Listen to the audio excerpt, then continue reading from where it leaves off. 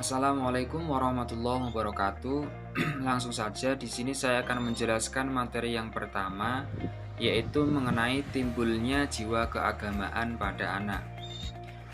Manusia dilahirkan dalam keadaan fisik maupun psikis yang lemah. Walaupun dalam keadaan demikian, manusia memiliki kemampuan bawaan yang bersifat latent. Potensi bawaan ini memerlukan pengembangan melalui bimbingan dan pemeliharaan yang mantap, lebih-lebih pada usia dini. Sesuai dengan prinsip pertumbuhannya, seorang anak menjadi dewasa memerlukan bimbingan sesuai dengan prinsip yang dimilikinya. Antara lain yang pertama adalah prinsip biologis. Secara fisik, anak yang baru dilahirkan dalam keadaan lemah dalam segala gerak dan tindak tanduknya. Ia selalu memerlukan bantuan dari orang-orang dewasa sekelilingnya. Dengan kata lain, ia belum dapat berdiri sendiri karena manusia bukanlah makhluk instingtif. Keadaan tubuhnya belum tumbuh secara sempurna untuk difungsikan secara maksimal. Kemudian prinsip yang nomor 2 adalah prinsip tanpa daya. Sejalan dengan belum sempurnanya pertumbuhan fisik dan psikisnya, maka anak yang baru dilahirkan hingga menginjak usia dewasa selalu mengharap bantuan dari orang tuanya. Ia sama sekali tidak berdaya untuk mengurus dirinya sendiri.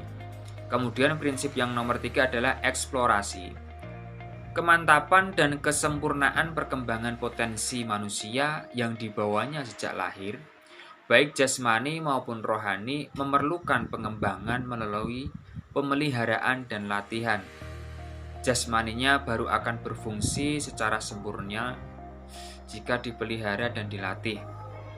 Akal dan fungsi mental lainnya sama baru akan menjadi baik dan berfungsi jika kematangan dan pemeliharaan serta bimbingan dapat diarahkan kepada pengeksplorasian perkembangannya. Demikian juga perkembangan agama pada diri anak. Oleh karena itu, timbul pertanyaan, dari manakah timbulnya agama pada diri anak itu? Dan juga timbul pertanyaan, bagaimanakah bentuk dan sifat agama yang ada pada anak-anak itu? Menurut beberapa ahli, anak dilahirkan bukanlah sebagai makhluk yang religius. Anak yang baru dilahirkan lebih mirip binatang. Bahkan mereka mengatakan anak seekor kera lebih bersifat kemanusiaan daripada bayi manusia itu sendiri. Selain itu, ada pula yang berpendapat sebaliknya, bahwa anak sejak dilahirkan telah membawa fitrah keagamaan.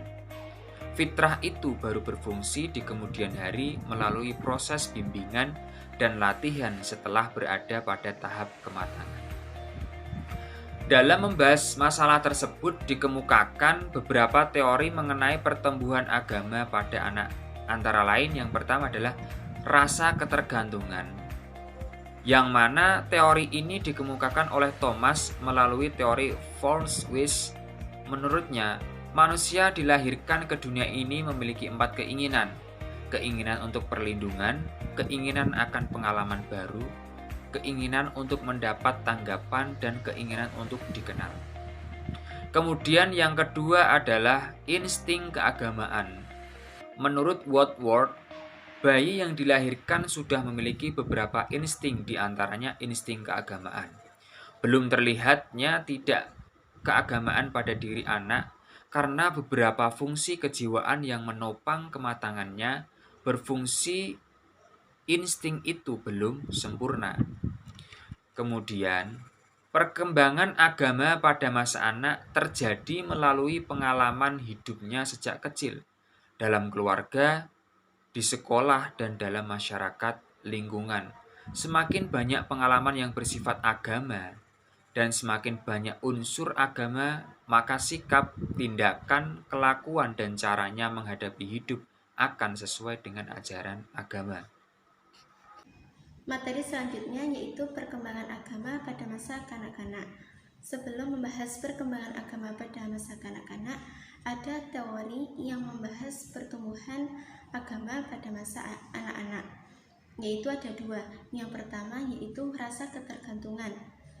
Teori ini dikemukakan oleh Thomas, bahwasanya ketika manusia dilahirkan ke dunia, manusia memiliki 4 keinginan. Yang pertama yaitu keinginan akan perlindungan, kedua keinginan untuk pengalaman baru, yang ketiga keinginan untuk mendapatkan tanggapan, dan yang keempat keinginan untuk dikenal.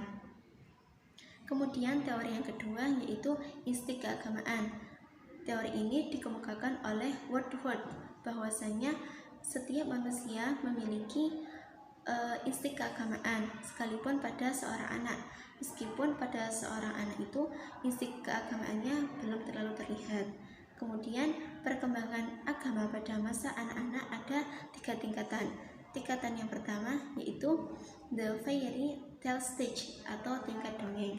Dalam tingkatan ini perkembangan seorang anak yaitu seorang anak menghayati konsep ketuhanan sesuai dengan perkembangan intelektualnya, yang biasanya dimulai dari usia 3 sampai 6 tahun. Kemudian tingkatan yang kedua yaitu the realistic stage atau tingkat kenyataan. Pada masa ini, ketuhanan anak sudah mencerminkan konsep-konsep yang berdasarkan kenyataan. Tingkatan ini biasanya dimulai sejak anak masuk sekolah sejak masuk sekolah dasar hingga masa usia. Dan tingkatan yang ketiga yaitu the individual stage atau tingkat individual. Pada tingkatan ini seorang anak memiliki kepekaan emosi yang paling tinggi sejalan dengan perkembangan usia mereka. Saya lanjutkan untuk materi yang ketiga adalah mengenai sifat-sifat agama pada anak.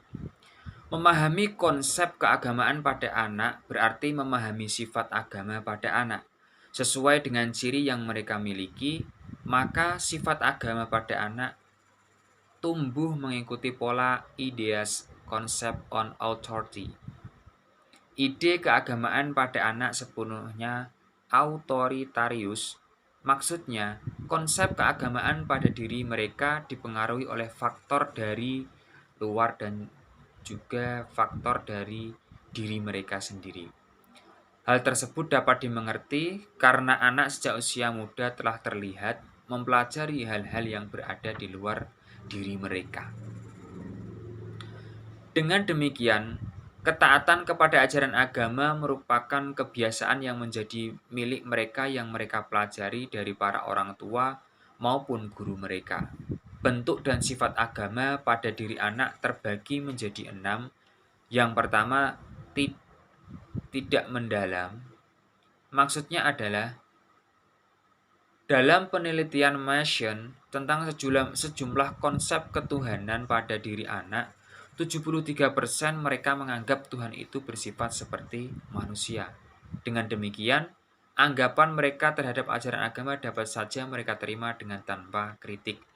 Kemudian yang kedua adalah egosentris. Maksudnya adalah anak memiliki kesadaran akan diri sendiri sejak tahun pertama usia perkembangannya dan akan berkembang sejalan dengan pertambahan pengalamannya.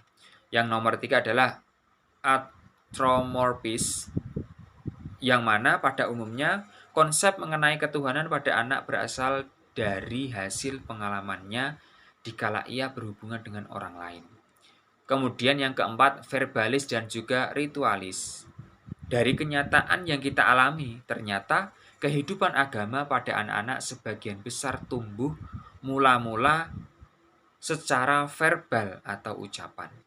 Mereka menghafal secara verbal kalimat-kalimat keagamaan dan selain itu pula dari amaliyah yang mereka laksanakan berdasarkan pengalaman menurut tuntunan yang diajarkan kepada mereka. Kemudian yang kelima adalah imitatif, yang mana dalam kehidupan sehari-hari dapat kita saksikan bahwa tindak keagamaan yang dilakukan oleh anak-anak pada dasarnya diperoleh dari meniru. Kemudian yang terakhir adalah rasa heran. Rasa heran dan kagum merupakan tanda dan sifat keagamaan yang terakhir pada anak. Berbeda dengan rasa kagum yang ada pada orang dewasa, maka rasa kagum pada anak ini belum bersifat kritis dan juga kreatif. Mereka hanya kagum terhadap keindahan lahiriah saja.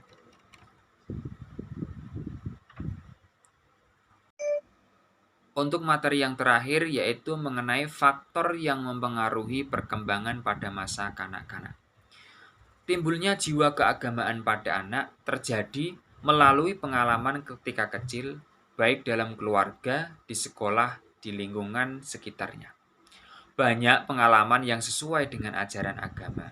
Maka semakin banyak unsur agama seperti sikap, tindakan, dan kelakuan akan sesuai dengan ajaran agama.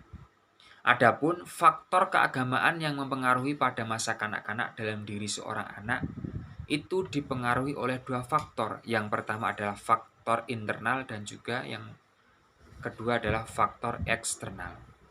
Yang pertama yang dimaksud dengan faktor internal adalah dari segi internal seorang anak mulai tahu tentang agama karena dari fitrah atau bawaan. Bayi dilahirkan dalam keadaan fitrahnya yaitu agama. Bayi dilahirkan dengan potensi agama. Dari segi internal, faktor yang mempengaruhinya keagamaan pada anak meliputi